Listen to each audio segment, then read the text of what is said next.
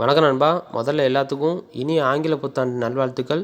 நம்மளோட தமிழ் சேனலை சப்போர்ட் பண்ணுற விதமாக கீழே உள்ள சப்ஸ்கிரைப் பண்ண ப்ரெஸ் பண்ணி சப்ஸ்கிரைப் பண்ணிவிட்டு இந்த வீடியோ கடைசி வரைக்கும் ஸ்கிப் பண்ணாமல் ஃபுல்லாக பாருங்கள். உங்களுக்கு ரொம்பவே யூஸ்ஃபுல்லாக இருக்கும். இன்றைக்கி நம்ம எதை பற்றி பார்க்க போகிறோம் அப்படின்னு சொல்லி பார்த்தீங்கன்னா, Blaupunkt BTW07 அப்படிங்கிற இயர்பட்ஸை பற்றி பார்க்க போகிறோம். இது பார்த்திங்கன்னா ஜெர்மன் பிராண்ட்னு சொல்கிறாங்க. இதில் அப்படி என்னென்ன ஆப்ஷன் இருக்குதுன்னு பார்த்தீங்கன்னா, இதில் வந்து 40 ஹவர் ப்ளேபேக் டைம் இருக்குது. அப்புறம் டர்போவோல்ட் ஃபாஸ்ட் சார்ஜிங் இருக்குது. அப்புறம் கிறிஸ்பியான என்வரான்மெண்டல் நாய்ஸ் கேன்சலேஷன் இருக்குது. அப்புறம் கேம்ஆன் மோட் இருக்குது. அப்புறம் அதுவும் 80 millisecond low latency mode இருக்குது. இது போல் நிறைய ஆப்ஷன் இருக்குது.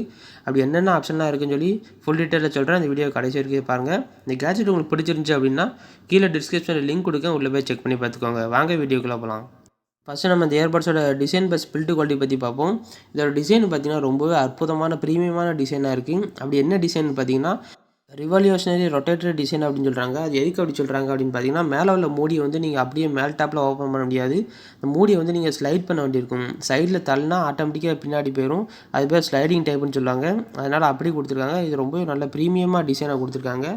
அது மட்டும் இல்லாமல் கரெக்டாக அந்த மூடி பக்கத்தில் பார்த்தீங்கன்னா ஒரு லூப் ரோப்பும் கொடுத்துருக்காங்க. நீங்கள் அது மூலமாக உங்கள் பேண்ட் பாக்கெட்லேயோ எங்கேனாலும் ஈஸியாக தொங்க விட்டுக்கலாம்.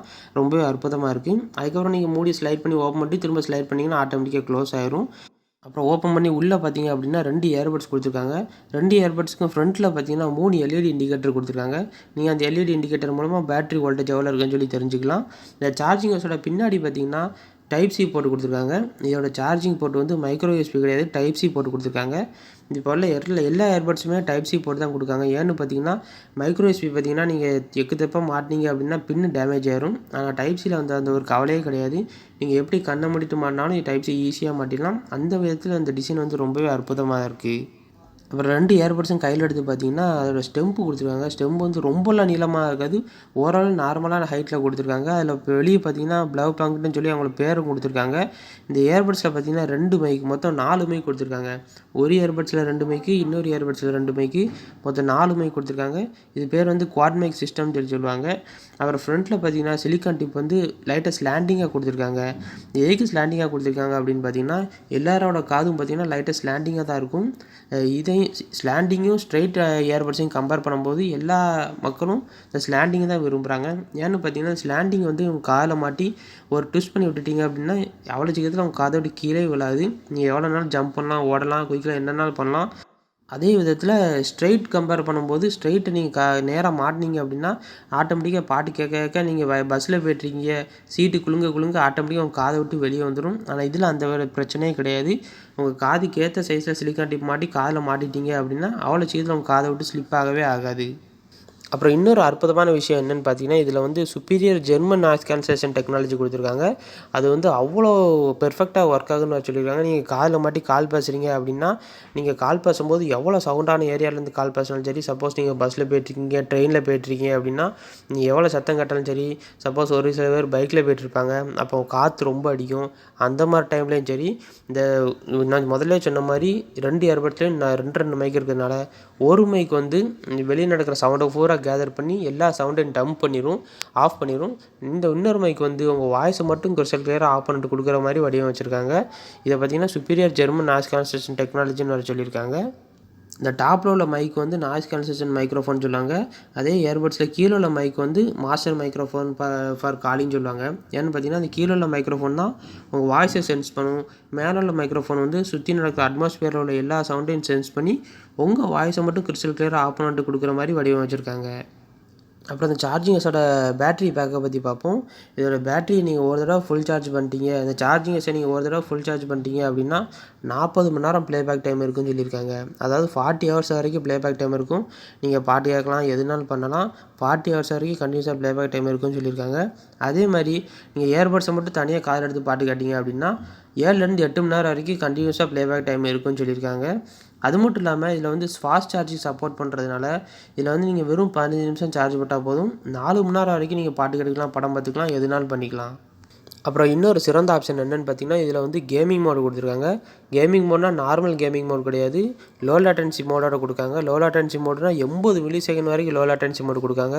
நீங்கள் எவ்வளோ ஹை குவாலிட்டி கேம் விளாண்டாலும் சரி, எவ்வளோ ஹை குவாலிட்டி மூவி பார்த்தாலும் சரி, நீங்கள் இந்த இயர்பட்ஸை மாட்டிட்டு கேமிங் மோட் ஆன் பண்ணிவிட்டு விளாண்டிங்கன்னா போதும். நீங்கள் எவ்வளோ ஹை குவாலிட்டி கேம் விளாண்டாலும் சரி, சப்போஸ் நீங்கள் கன் ஷூட் பண்ணுறீங்க, இல்லைனா கார் ட்ரைவ் பண்ணுறீங்க அப்படின்னா அவ்வளோ பெர்ஃபெக்ட்டா அவங்க ஸ்க்ரீனும் சரி, இந்த இயர்பட்ஸ் சரி அவ்வளோ பெர்ஃபெக்ட்டா சிங்க் ஆகும்னு சொல்லியிருக்காங்க. அதனால தான் பார்த்தீங்கன்னா 80 millisecond low latency mode கொடுக்கறதுனால நீங்கள் எவ்வளோ ஹை குவாலிட்டி கேம் விளாண்டாலும் சரி, இந்த இயர்பட்ஸ் வந்து முழுக்க முழுக்க கேமர்ஸ்க்காகவே உருவாக்கியிருக்காங்க. ஏன்னா பார்த்தீங்கன்னா 80 மில்லி செகண்ட்ங்கிறது ரொம்பவே அதிகம் தான். அதனால் கேம் விளாட்றவங்களுக்கு இந்த இயர்பட்ஸ் வந்து ரொம்பவே யூஸ்ஃபுல்லாக இருக்கும். அப்புறம் இந்த இயர்பட்ஸோட ப்ளூடூத் வெர்ஷன் பற்றி பார்ப்போம். இதில் வந்து ப்ளூடூத் வெர்ஷன் 5.1 கொடுத்துருக்காங்க. 5.1ங்கிறது ரொம்பவே அட்வான்ஸ் டெக்னாலஜி தான். இதோட கனெக்டிவிட்டி ரேஞ்ச் பார்த்தீங்கன்னா 10 மீட்டர் வரைக்கும் கொடுத்துருக்காங்க. நீங்கள் அதோட 10 மீட்டர் வரைக்கும் இந்த ப்ளூடூத் சப்போர்ட் ஆகிற எந்த ஒரு கேஜெட்டோடையும் இந்த இயர்பட்ஸை கனெக்ட் பண்ணிக்கலாம். நீங்கள் 10 மீட்டர் வரைக்கும் எந்த ஒரு இன்ட்ரப்ட்டோ எந்த ஒரு லேக்கிங்கோ இல்லாமல் நீங்கள் தாராளமாக யூஸ் பண்ணலாம்னு சொல்லியிருக்காங்க.